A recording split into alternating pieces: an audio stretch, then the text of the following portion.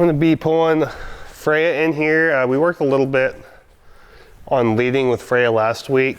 All the other Mustangs here I can get a halter on without the chute now. She's the only one that still needs work there. So I'm gonna pull her in the chute today. I'm gonna get the halter on her. I'm gonna work on her getting a little comfortable with me inside the chute first, and then we're gonna work on leading outside the chute. She really freaked out last time. She was bucking and running, and it took her a long time to settle down. So once I get her in the chute, I'm gonna give her a minute to relax. I'm gonna get my flag. And I'm gonna just set it in the pen, so once she settles, I can start working on reaching out and touching her with the flag just to get her hopefully comfortable with some human contact.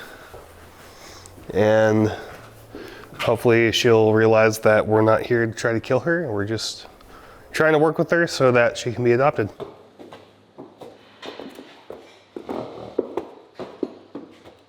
She did really good coming in here. When we were out back there, she was trying to challenge me a lot and try to run past me. I just stayed kind of in front of her and encouraged her to come this way.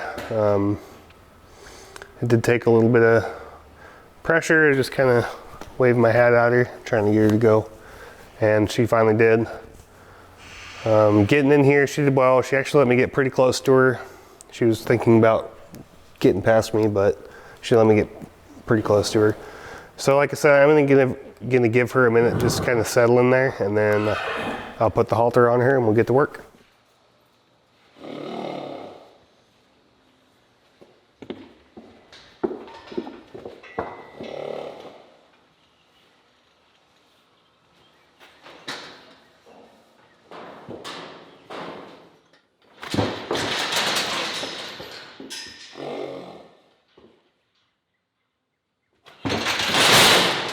So I am gonna open this chute up and let her come out. I do want to work a little bit on leading and just getting her comfortable with being attached to somebody, really.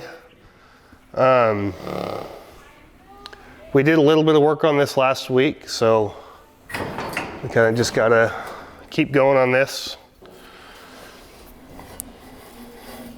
Because we have been working with Freya in the chute here, getting her comfortable with people for a couple months now. And she has been making progress just with being able to halter her and actually touch her while she's inside the chute. So now we need to start working on leading and getting her more comfortable with those kinds of things. Now I already know she's gonna blow out of here once I open this up. So I do gotta be prepared for that.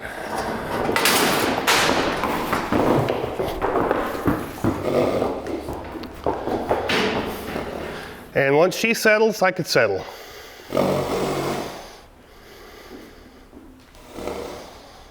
Now I want to give her a minute before I start asking for anything, just to kind of give her a second to relax. When she goes to back up, I want to hold some pressure and try to get her to step towards me.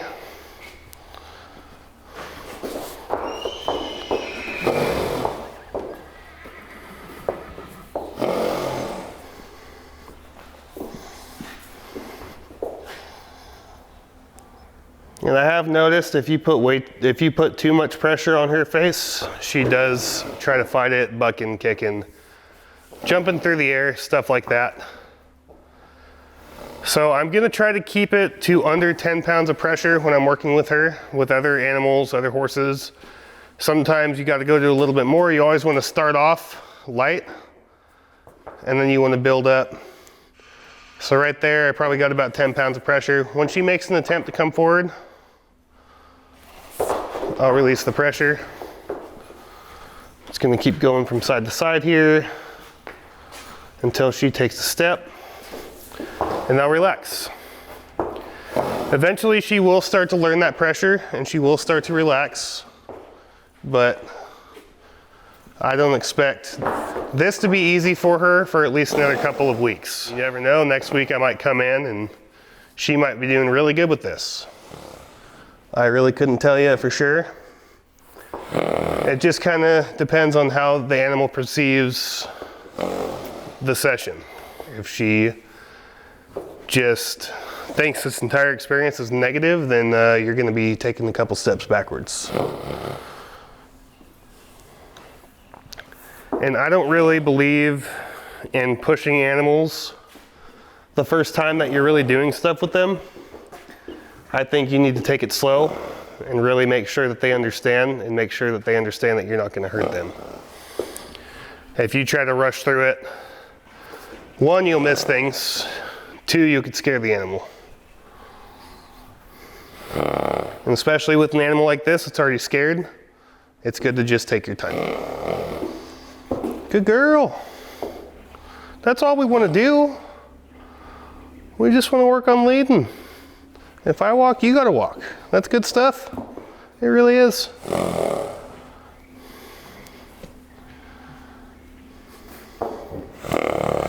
And this is something you can't really go into with a time frame.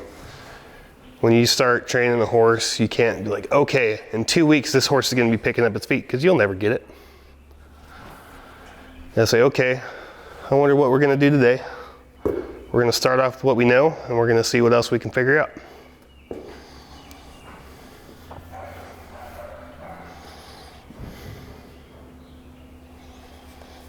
Now I do want to be able to reach down and start petting where that halter might be, and that's where the flag comes in handy. And I'm going to introduce this flag as I would to any horse I'm starting off with. Just going to get it out here and go from side to side, and once she settles and doesn't have to toss her head with that, I'll stop, I'll give her a break. Might bring it up, let her check it out. And I'll just take it away. Start patting her head with it. Now, since I do want to get up here past her eye, I'll start off by doing that. We just go past her eye here, and I'll let it fall like it's nothing. You make a big deal out of stuff like this, it's going to be a big deal. Good girl, that was good. And just because I say take your time with these guys, it doesn't mean always go extremely slow with these guys. I mean, they have to learn eventually that you're not going to hurt them, and no matter what you do, no matter how you move around these guys, you're not going to hurt them. So once she gets a little more comfortable with me, I will start to get a little bit more careless. Not necessarily careless with safety, but just kind of careless with some of my movements. So instead of trying to really be slow to make sure that they're good, I'll start getting a little bit quicker, more abrupt with things that I'm doing, just so they get used to those things as well. So like I said, I do want to be able to get up and touch that halter knot. So I will get this flag over here, and I'll pet her neck with it. And it might be different when I go to put my hand up there, because it is a different look, it's a different feel.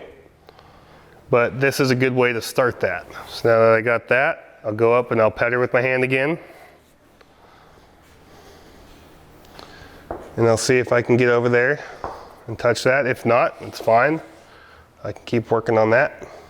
So if I can walk up and pet them and they don't move their feet,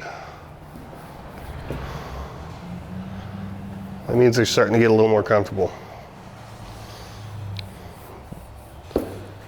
She didn't really take a step back that time, but she still had to move her feet. So I'll give her a break. I'll go again. She moved her feet. She did it again. And that time, nothing. So bring her up here again. She's not going to do anything, I promise. She's just holding the camera. So we have had quite a few horses kind of like Freya here in the past. I mean, each horse is different. They will have their own issues, their own things that they really don't like. One I could probably compare to Freya, just kind of with the fear level, would probably be Carol. Carol, we really couldn't get anything done with her. You can get her caught and work with her and pet her all over, and she would just be waiting for her opportunity to run away. I don't think that Freya is as bad as Carol was.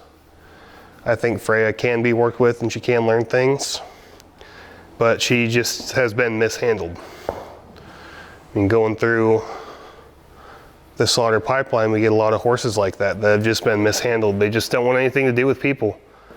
So as a trainer here at Horse Plus, your job is to get these animals more comfortable to the point where they could trust people again.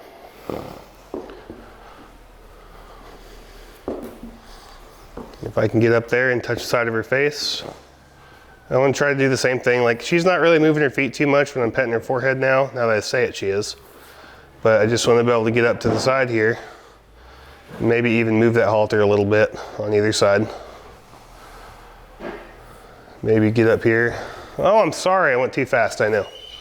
But you got to get used to that. So if I can get up here and I could even mess with this halter knot a little bit, and then give her a break. She's gonna figure out that that's not gonna hurt her if I get over there, and I'll be able to take this halter off a lot easier in the future. Now I already know that she kicks if you get past a certain point, and that point is usually the middle of her ribs, so I might try to test that a little bit and just get her used to something touching her out there. That time she did pretty good, so I'll give her a break, let her think about it, and I'll do the same thing on the other side. I know, it's a flag, it's scary. Good girl. And the right side here is a little more difficult for her.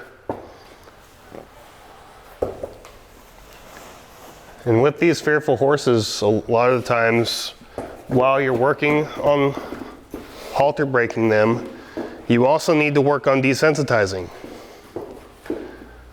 I mean, you could get these horses halter broke to the point where they'll lead up, but if they're still afraid of everything, you're not going to get much else done with them. Good girl. And she's really working through a lot right now. You can see just with the way that she's moving her feet, her ears are going, she's kind of looking for a way out. She's confused about the situation. So her mind is going, she's trying to get these things figured out. She's not a bad horse, she's just scared.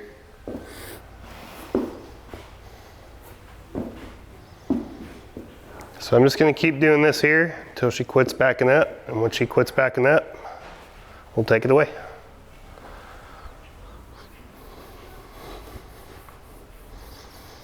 Another thing that you gotta understand with working with horses like this that really don't have much work with them, they've been mishandled, is you can't be working them too long. They are eventually just gonna shut down and you won't be able to teach them anything else for that day. So try to get to a point where you can end on a good note and not overdo it. So I'm really just gonna hang out here with her just for another few seconds, and then I'll try to work on getting this halter off. But she's doing a lot better. She's leading up. She let me get the flag down her, almost all the way down her rib cage on the left side. She let me get about halfway down on the right side, and I just kept working at that until she quit moving her feet, and she did really well with that. You can see right after I stopped too, she was licking and chewing. So she's understanding that I'm not here to hurt her. She's learning the things. She's learning it's okay for things to be touching her down there, and it's not a threat to her. So I am pretty much done with her. The only other thing that we need to get done today is getting this halter off her in a way where it'll be constructive, not, okay, the halter's off, run away bucking and trying to kick me. No, the halter's off. Just sit here for a minute, and when I'm ready, I'll walk away. So I'm gonna show her it's okay. This isn't gonna hurt her. And I've got the halter knot now. It's kind of hard to untie a halter knot with one hand. I don't know if you ever tried to do it.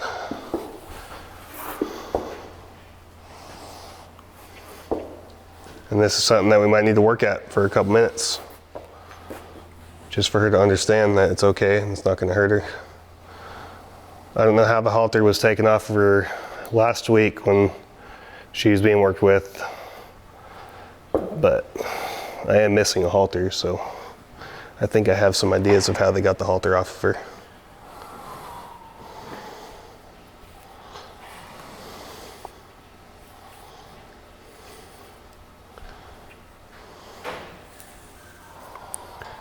Like I said, I don't want her running away from me after I get this off.